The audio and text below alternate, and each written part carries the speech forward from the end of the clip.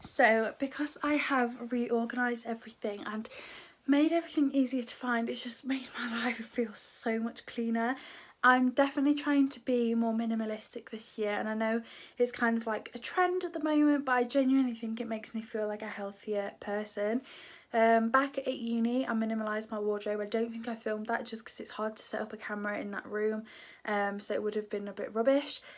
But I think like these kind of videos of just showing like different tips and stuff, like leaving stuff on display so you can see it and getting rid of stuff that you don't want or need, like the eyeshadow palettes that I was clinging onto just so it looked like I had more palettes in my collection, but really I'd never used them.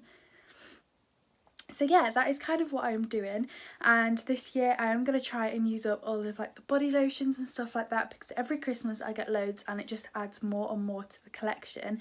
But I think as long as like I use them, I don't mind having mass amounts of them because they do get used often. And these are kind of just some of my tips for decluttering.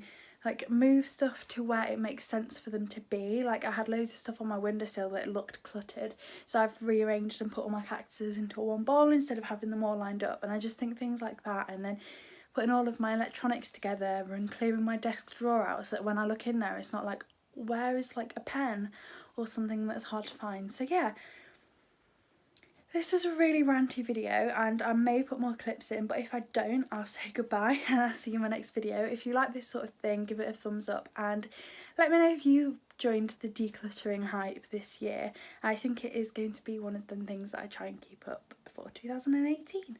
And I'll see you in my next video. Bye guys.